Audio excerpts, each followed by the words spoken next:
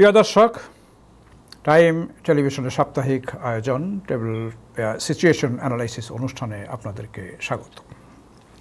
প্রিয় দর্শক, সপ্তাহের এই একটি দিন আমরা সর্বশেষ পরিস্থিতি বিশ্বের এবং বাংলাদেশের নিয়ে একটু আলোচনা করার চেষ্টা করে থাকি। আজকে দুটো বিষয়, এবং সর্বশেষ যে বিষয়টি যুক্তরাষ্ট্রের, সেটা হচ্ছে প্রেসিডেন্ট বাইডেন উনি প্রতিদ্বন্দ্বিতা থেকে সরে দাঁড়ানোর ঘোষণা দিয়েছেন এবং তার পরিবর্তে উনি ভাইস প্রেসিডেন্টের নাম ও প্রস্তাব করেছেন। এটা একটা বড় খবর, এটা ব্রেকিং নিউজ। তো এই বিষয়টা নিয়ে বিস্তারিত আলোচনা হবে আমাদের টাইম টেলিভিশনে। আজকে অন্যান্য যে প্রোগ্রামগুলো আছে, অনুষ্ঠানগুলো আছে, সেখানে এই বিষয়টা নিয়ে অনেক মতামত সহকারে একটা আলোচনা অনুষ্ঠান হবে। তো আমার অনুষ্ঠানে আমি এই বিষয়টাকে একটু পাশে রেখে বাংলাদেশের পরিস্থিতি নিয়ে একটু আলোচনা করতে চাই আর কি। কারণ বাংলাদেশ এখন একটা অন্ধকার কাল পার করছে। আমার কাছে মনে হয় যে আমরা যেন সেই ৭১ সালে ফিরে গেছি।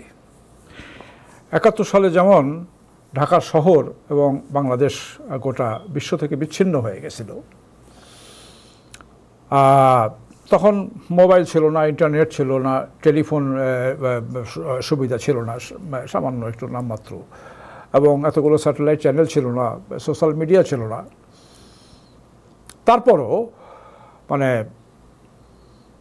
একেবারেই যোগাযোগ বিচ্ছিন্ন। আমরা দেশের ভিতরে যারা ছিলাম, আমাদেরকে নির্ভর করতে হতো খবরের জন্য বিবিসির ওপরে, আর স্বাধীন বাংলা বেতার কেন্দ্র, আর হচ্ছে আকাশবাণী কলকাতা। এই তিনটা সোর্স মূলত আমাদের ছিল। আর বিভিন্ন যারা একটু আরও বেশি খবর চাইতেন আর কি, তারা হয়তো বিদেশি অন্যান্য চ্যানেল তারা করতেন, চেষ্টা করতেন সেগুলো পাওয়ার জন্য খবর। তারপরে এই তিনটা সোর্স থেকে আমরা খবর পেতাম।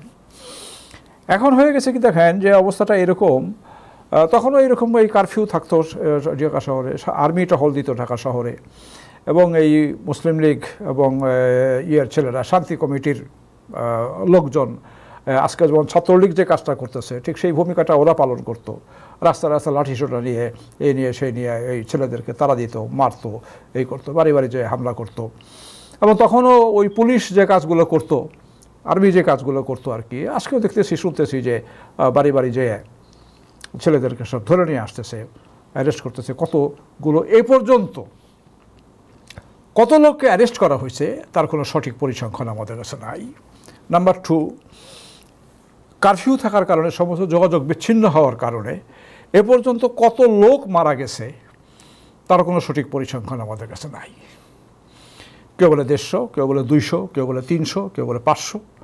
যেহেতু কোনো মিডিয়া নাই, এবং যে মিডিয়াগুলো খুব সীমিত পরিসরে তারা বের হচ্ছে, অ্যাটলিস্ট অনলাইন ভার্সনটা তারা দিচ্ছে, তাদের ঘাড়ের ওপর যেহেতু একটা খড়গ আছে আর কি, কাজেই তারাও কতটুকু সত্য বলতেছেন, কতটুকু সঠিক চিত্র তারা তুলে ধরতে পারতেছেন, সেটা নিয়ে মানুষের সন্দেহ আছে। যেমন বিটিভিতে আগুন দেওয়ার পরে সেটা সম্প্রচার বন্ধ, তো বিটিভির দায়িত্ব পালন করতেছে এখন সময় টিভি, ৭১ টিভি। সময় টিভিকে বিশেষ ব্যবস্থা দেওয়া হয়েছে, বিশেষ ইন্টারনেট সুবিধা সেখানে সরবরাহ করে এই চ্যানেলটাকে চালিয়ে রাখা হয়েছে, এবং তারা বিটিভির কাজগুলো করতেছে। মানুষ এর মাধ্যমে কিছু খবরাখবর পায়। 1971 সালে আমরা ঢাকা টিভির মাধ্যমে এই সরকারি ভাষ্যগুলো প্রচার করা হতো। এখন যেটা এই সময় টিভি বা ৭১ টিভি, সম্ভবত এই দুইটা চ্যানেল বোধহয় এখন আছে আর কি। আমরা এটাও জানি না যে আসলে কয়টা চ্যানেল বাংলাদেশে চালু আছে এখন। তো ৭১ সালের মতো মানুষ যারা ছিলেন, স্বাধীনতার বিপক্ষে ছিলেন আর কি, তারা ওইগুলো শুনতেন, বিশ্বাস করতেন। ওই ডিটিভি তখন ছিল পাকিস্তান টেলিভিশন ঢাকা কেন্দ্র, ঢাকা টেলিভিশন যেটা ডিটিভি আর কি, এই ডিটিভির খবর শুনতো তখন, এবং শুনে মনে মনে খুব আত্মতৃপ্তি লাভ করতো, সব আমাদের কন্ট্রোলে, সব নিয়ন্ত্রণে হয়ে গেছে, দুষ্কৃতিকারীরা পালাই গেছে।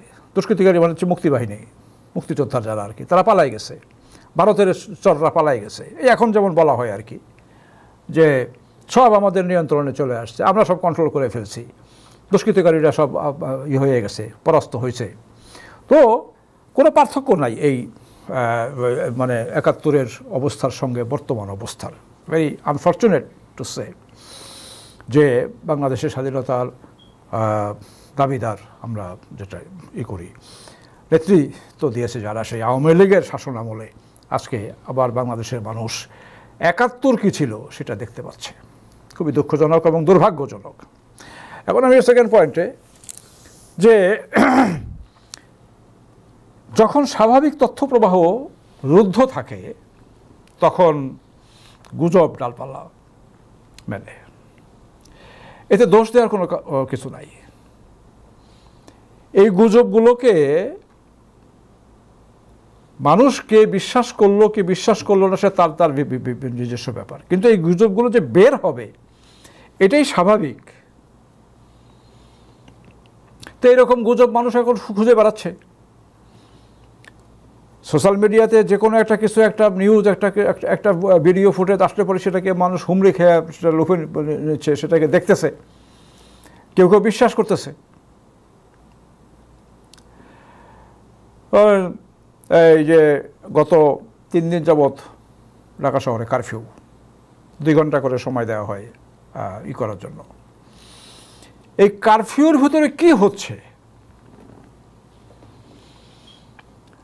পুলিশ কি করতেছে, সেনাবাহিনী কি করতেছে, আন্দোলনকারীরা কি করতেছে, ছাত্ররা কি করতেছে, পলিটিক্যাল পার্টিগুলো কি করতেছে, আমরা কিছুই জানি না। না জানার কারণে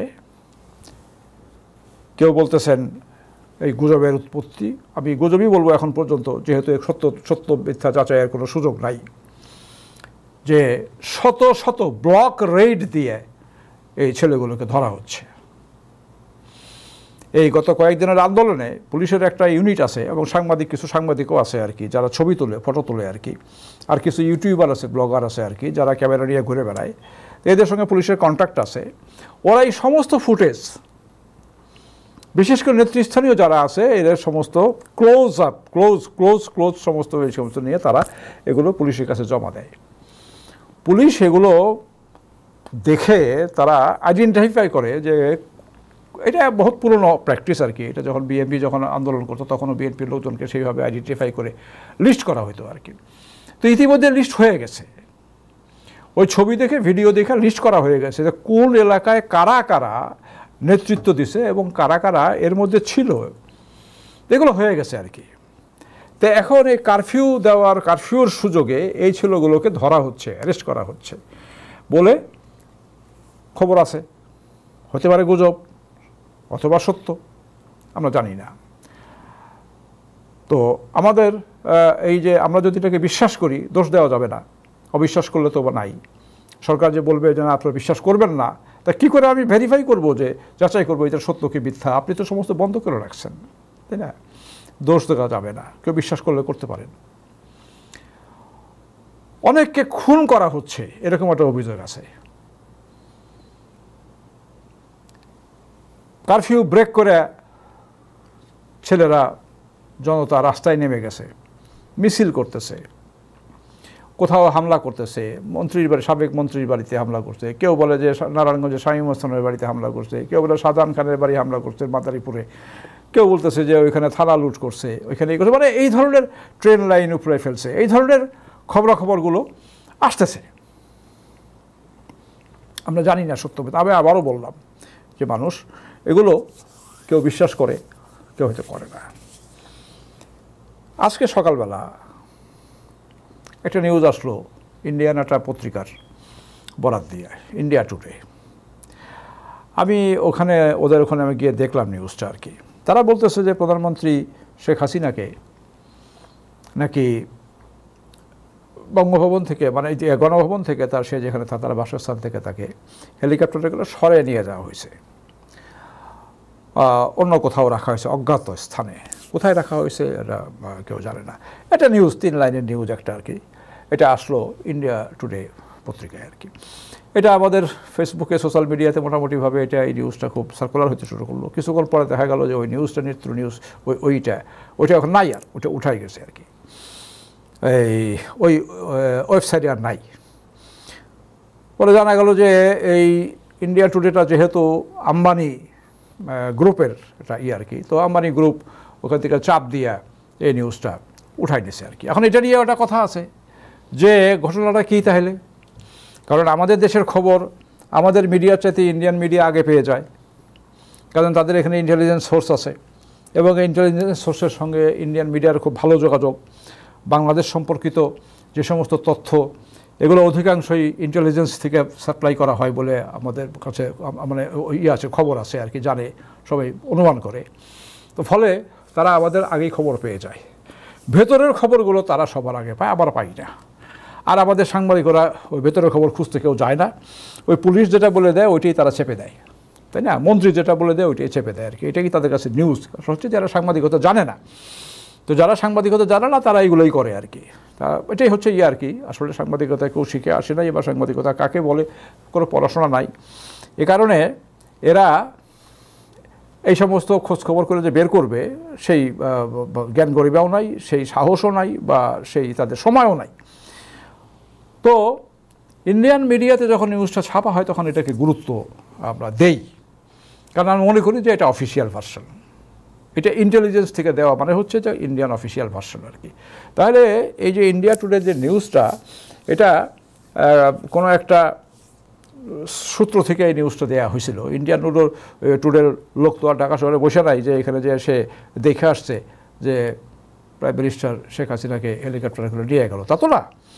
তাদেরকে কেউ প্রোভাইড করছে নিউজটা, তো কারা প্রোভাইড করতে পারে সেটা আমরা বুঝি আর কি। যাই হোক, তো নিউজটা সরাই নেওয়া হয়েছে আর কি। এখন কথা হলো যে উনি কোথায়। তারপরে গতকালকে একটা মিটিং হয়ে গেছে আমাদের তিন বাহিনীর প্রধান এবং ওনার নিরাপত্তা উপদেষ্টা সঙ্গে। এটাও দুই রকম খবর আছে। অফিসিয়াল ভার্সন যেটা, সেটা বলতেছে যে ওখানে উনি দিক নির্দেশনা দিয়েছেন এই পরিস্থিতি কীভাবে মোকাবেলা করতে হবে, এটা অফিসিয়াল ভার্সন। আবার গুজব ভার্সন একটা আছে আর কি, সেটা হচ্ছে যে ওখানে তিন বাহিনীর প্রধানের সঙ্গে তার কথা কাটাকাটি হয়েছে। তারা সবাই মিলে এই সিচুয়েশনের জন্য তার যে অ্যাডভাইজার, ডিফেন্স অ্যাডভাইজার যে তারেক সিদ্দিকী, তাকে দোষারোপ করছে। তারেক সিদ্দিকী সেই মিটিংয়ে উপস্থিত ছিলেন, তাকে দোষারোপ করছে। এবং তারা নাকি বলছে যে আমরা ম্যাজিস্ট্রেসি পাওয়ার চাই, বা এই ধরনের কিছু, এগুলো নিয়েও কিছু খবরাখবর আছে। আচ্ছা, এখন সত্য মিথ্যা যাচাই করার কোনো উপায় নাই। তো এখন এই হলো, এটাই হয় যখন সমস্ত কিছু ব্ল্যাক আউট থাকে, সমস্ত কিছু বন্ধ থাকে, তখন এই ধরনের ঘটনাগুলোই ঘটে। যেমন 1971 সালে, কারণ 71 সালকে আমি বারবার এই জন্য বলতেছি যে 71 সালের সঙ্গে আমি 71 সালে ছিলাম, আমি ফিল্ডে ছিলাম, আমি মাঠে ছিলাম, আমি দেখছি মানে এত মিল বারবার এসে যায় আর কি। তখন আমাদের কাছে ইন্সপিরেশন ছিল, মূল ইন্সপিরেশন ছিল স্বাধীন বাংলা বেতার কেন্দ্র। এবং স্বাধীন বাংলা বেতার কেন্দ্রে সেখানে নিউজ তো থাকতোই আর কি। এবং সবচেয়ে জনপ্রিয় অনুষ্ঠান ছিল এম.আর. আখতার মুকুল সাহেবের চরমপত্র। কেন জানেন? চরমপত্র অনুষ্ঠানে মুকুল ভাই তিলরে তাল করে পরিবেশন করতেন। এটা হাস্যরসাদ চলে আর কি। কোথাও হয়তো একটু পটকা ফোটানো হয়েছে, ওইখানে উনি মোটামুটি এটা দামাদাম যুদ্ধ বলে ওইটা চালাই দিলেন আর কি। হয়তো 3 জন পাক আর্মি আহত হয়েছে, উনি 30 জন পাক আর্মি খতম বলে নিউজ করে দিলেন। আমরা এগুলো শুনে মজা পাইতাম, সাহস পাইতাম। তো যুদ্ধের ময়দানে এগুলো দরকার আছে, যোদ্ধাদের মনোবল রক্ষার জন্য, যে প্রতিপক্ষ ঘায়েল হয়ে যাচ্ছে, প্রতিপক্ষ শেষ হয়ে যাচ্ছে, প্রতিপক্ষ পিছিয়ে হেঁটে যাচ্ছে, এই ধরনের নিউজগুলো যুদ্ধের ময়দানে এগুলো খুব কাজে দেয়। 71 সালে আমরা এটা প্রমাণ পাইছি। মুকুল ভাই অনুষ্ঠানটা খুবই পপুলার ছিল। আমরা মানে আর কিছু সারাদিন কিছু শুনি না শুনি, ওই সন্ধ্যা 8টার সময় মুকুল ভাইয়ের অনুষ্ঠানটা আমাদের শুনতে হইতো, আমরা শুনতাম। আরও কিছু ছিল, জল্লাদের দরবার ছিল একটা অনুষ্ঠান যেটা রাজু সাহেব করতেন। তো এই যে আজকে যে যদি বলে যে গুজবের যে মানে ফ্যাক্টরিগুলো থেকে যে উৎপাদিত হয়ে আসতেছে আর কি, তো এগুলো হতে থাকবে। এবং এইমাত্র খবর এলো অমুকে পালাই গেল, এইমাত্র খবর এলো এয়ারপোর্ট দিয়ে চমুকে চলে গেল, এই যে খবরাখবরগুলো, এটা হলো আন্দোলনকারীদের মনোবলকে বাড়ায়। কাজে এইগুলো প্রচারিত হবে যতক্ষণ পর্যন্ত না অবাধ তথ্য প্রবাহের সুযোগ করে দেওয়া হবে। আর সরকারের উপর নির্ভর করতেছে। থার্ড পয়েন্ট, এই আন্দোলনের ভবিষ্যৎ কি?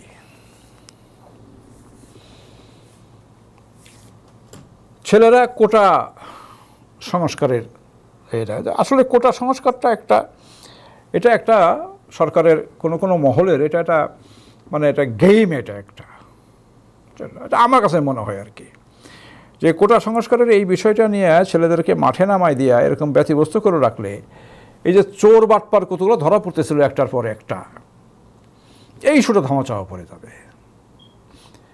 এটা একটা হইতে পারে যে জনগণের মানে দৃষ্টিভঙ্গিটা অ্যাটেনশনটা ডাইভার্ট করার জন্য, যে ওই ছেলেদের দিকে দিয়ে দাও, কোটার মধ্যে চলে দাও, তারপরে এটা লোকে ভুলে গেল। এটা একটা উদ্দেশ্য। আর দ্বিতীয় উদ্দেশ্য হচ্ছে আর একটা, সেটা হচ্ছে যে এই যে ভুয়া মুক্তিযোদ্ধা যারা আছে আর কি, যে সমস্ত মুক্তিযোদ্ধার বয়স 50 বছর, মানে স্বাধীনতার পর যাদের জন্ম মুক্তিযোদ্ধা,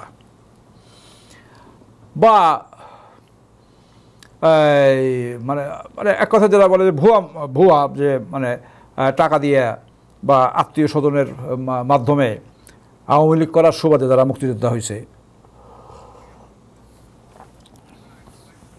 তো এখন এদের সংখ্যা 2.5 থেকে 3 লাখ। এদের সংখ্যা 2.5 থেকে 3 লাখ। কারণ 1971 সালের 69,000 যে ভারতীয় তালিকা, তার সঙ্গে ভেতরে যারা যুদ্ধ করছে বা আরও যারা সহযোগী টগী সব মিলে 1 লাখের মতো এটাই ছিল আর কি, যে 1 লক্ষ মুক্তিযোদ্ধা। এই 1 লক্ষ মুক্তিযোদ্ধার ভিতরে আমাদের ইতিমধ্যে 30-40 হাজার মুক্তিযোদ্ধা মারা গেছেন বয়সের কারণে, বিভিন্ন কারণে আর কি, নাই অনেকে। ধরুন প্রচুর মুক্তিযোদ্ধা বেঁচে আছেন যারা 71-এর মুক্তিযোদ্ধা 50 থেকে 60 হাজার বা 70 হাজার বেঁচে আছেন আর কি। এই তালিকাকে বাড়াইতে 3.5 লাখ করা হয়েছে আর কি। এখন এই যার বয়স 50 বছর, তার ছেলে চাকরির সময় হয়ে গেছে এখন এই যে ভুয়া মুক্তিযোদ্ধাটা, সে বসে আছে সেক্রেটারিয়েটে, সচিবালয়ে, কোনো একটা গুরুত্বপূর্ণ মন্ত্রণালয়ে বা কোনো একটা সচিব অমুক তমুক এই সমস্ত পর্যায়ে চেয়ারে বসে আছে আর কি। এখন ওর চাকরির প্রয়োজন পড়ে, সময় বয়স হয়ে গেছে আর কি, এখন পড়াশোনা সে চাকরিতে পিছিয়েছে, ঢুকবে।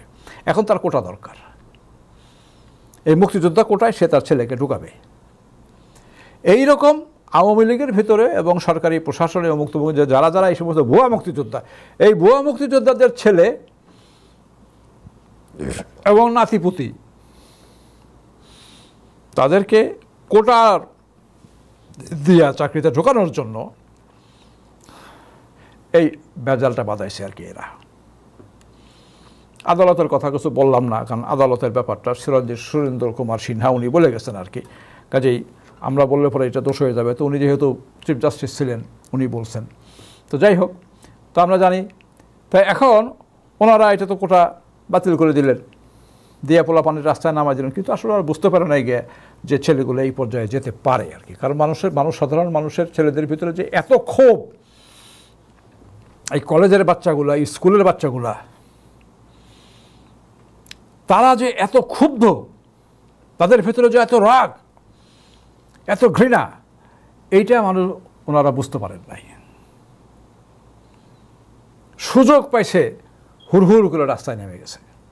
কারণ এটা শুধু কোটার জন্য না, এই যে স্বতঃস্ফূর্ত অংশগ্রহণ ছেলেদের, মেয়েদের, বাচ্চা মেয়েদের, এটা কোটা না, শুধু বিভিন্ন কারণে তাদের ভিতরে পুঞ্জীভূত ক্ষোভ। এরা সব মধ্যবিত্ত, নিম্ন মধ্যবিত্ত পরিবারের ছেলেরা আর কি। বাপকে স্ট্রাগল করতে দেখতেছে, মাকে স্ট্রাগল করতে দেখতেছে,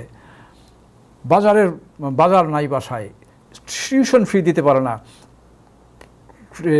কোচিং সেন্টারের পয়সা দিতে পারে না, ঠিকমতো খাওয়া দাওয়া নাই, স্কুল কলেজে আসবে রিক্সা ভাড়া দিতে পারে না বাপে, প্রাইভেট টিউটর রাখার ক্ষমতা নেই। কাজে এই যে নানা কারণে এরা ক্ষুব্ধ, এই ক্ষোভের বহিঃপ্রকাশটা এরা ঘটাইলো এই কোটা আন্দোলনের নাম দিয়ে। এই যে আমাদের সরকার বাহাদুরের যারা আছেন তারা এই জিনিসটা বুঝতে পারেন নাই।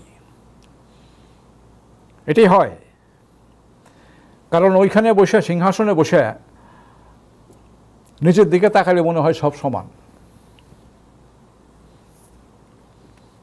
এটাই হয়। তো এখন এই ছেলেগুলো তো আন্দোলন করে আজকে এই পর্যায়ে নিয়ে আসছে, এতগুলো ছেলে মারা গেছে, not a matter of joke. 1971 সালের পরে সরকারি অ্যাকশনে পুলিশের গুলিতে, পুলিশের হাতে এত লোক একসঙ্গে মারা যাওয়া, হ্যাঁ মারা গেছে, রক্ষী বাহিনীর হাতে বহু লোক মারা গেছে 72 থেকে 75 সাল পর্যন্ত আর কি। পরবর্তীকালে ধরেন এরশাদ সাহেবের সময় আন্দোলন হয়েছে, বা জিয়াউর রহমানের সময় উনি কেউ দমন করছেন, সেই নামে প্রচুর লোক, আর্মির লোক, তাদেরকে মারা হয়েছে। এই সরকার, আওয়ামী লীগ সরকার ক্ষমতায় এসে 2008 সাল থেকে জামায়াত ইসলাম, শিবির, বিএনপি, ছাত্রদল এদের প্রচুর লোককে মারছে।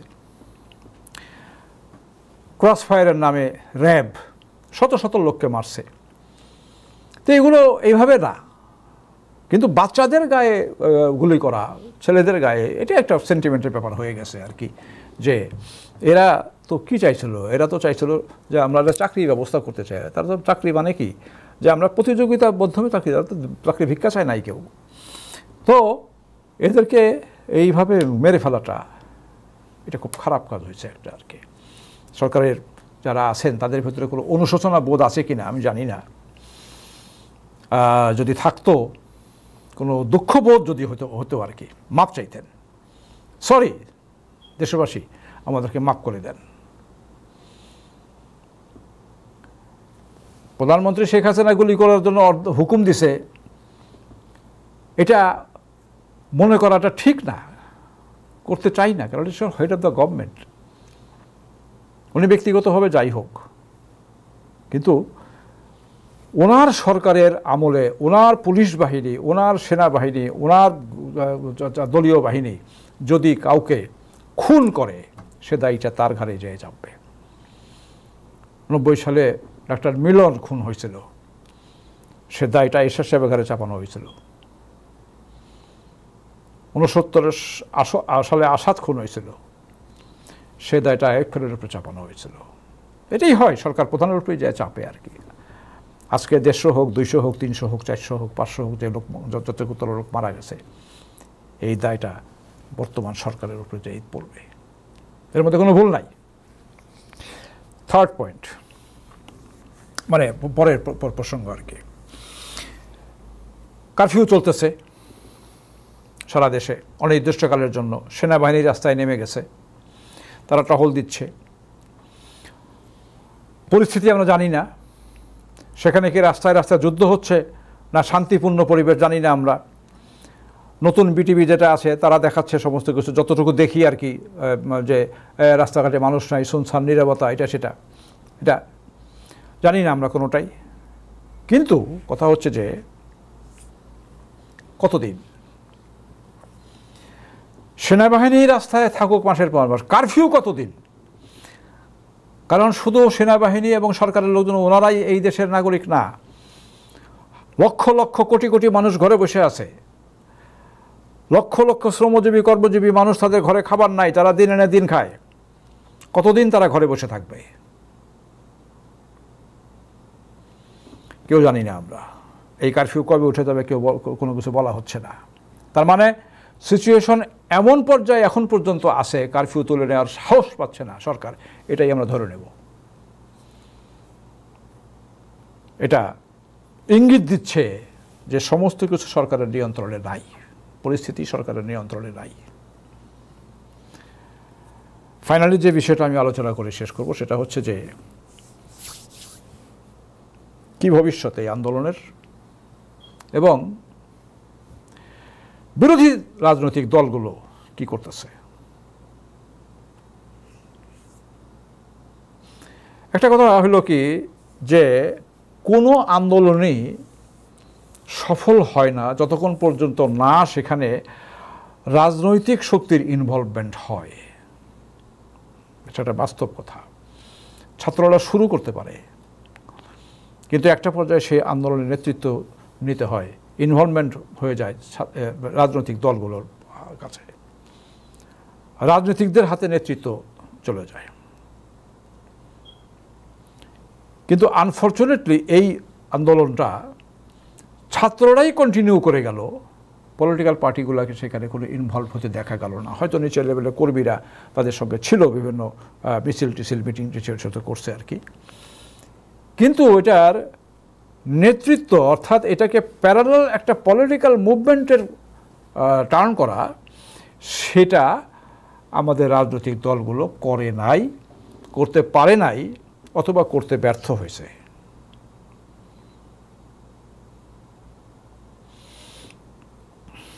এখন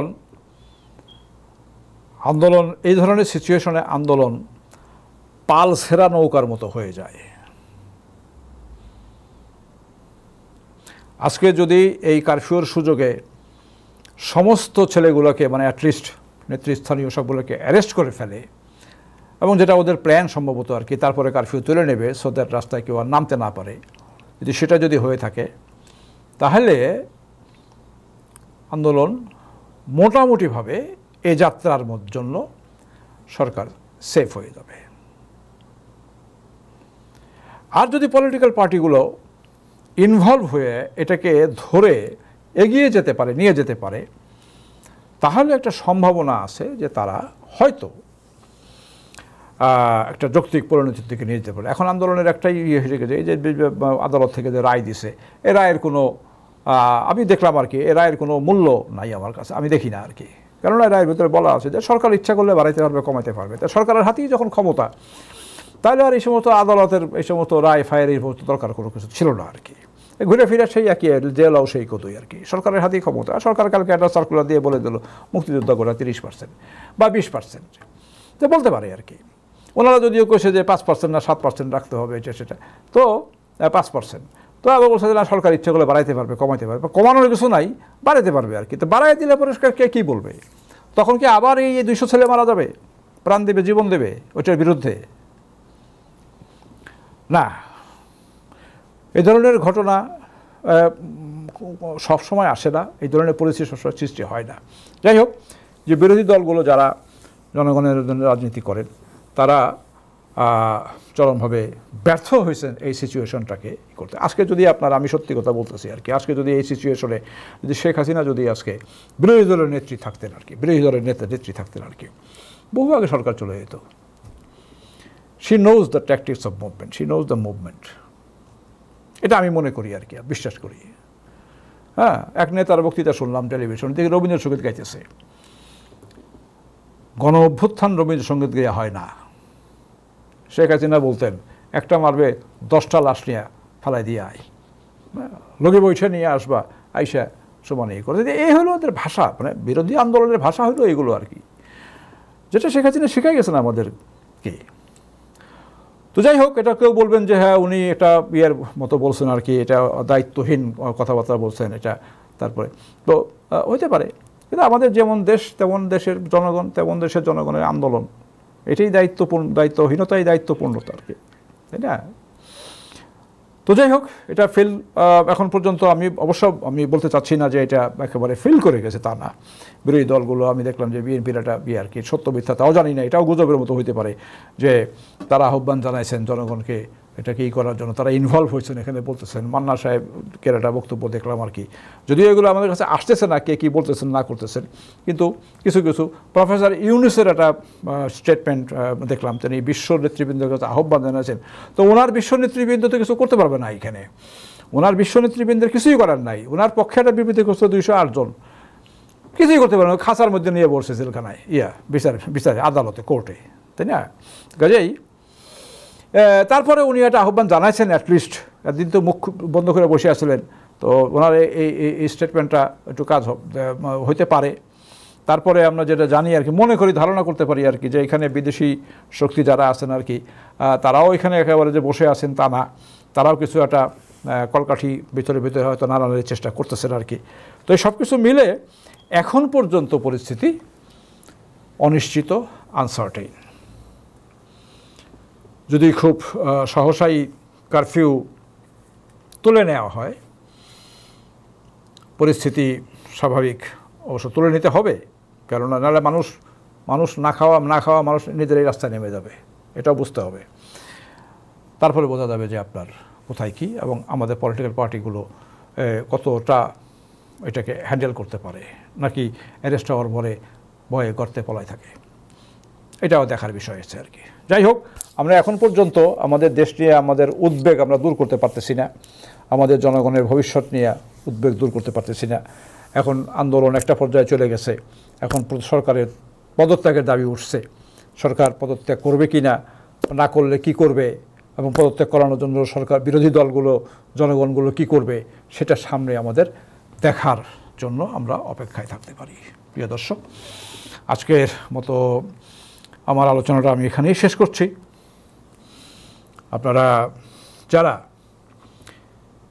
টেলিভিশনের পর্দায় এতক্ষণ অনুষ্ঠানটি দেখলেন, আপনারা চাইলে পরবর্তীকালে আমাদের ফেসবুক পেজ এবং ইউটিউব চ্যানেলে অনুষ্ঠান দেখতে পাবেন। আপনারা আমাদের ভিডিওটি শেয়ার করবেন, লাইক দেবেন এবং আমাদের চ্যানেল দুটিকে সাবস্ক্রাইব করবেন। প্রিয় দর্শক, দেখা হবে আগামী অনুষ্ঠানে সেই সময়কার পরিস্থিতি নিয়ে বিশ্লেষণ করার জন্য, সিচুয়েশন অ্যানালাইসিস অনুষ্ঠানে। ভালো থাকবেন, সুস্থ থাকবেন। আল্লাহ হাফেজ।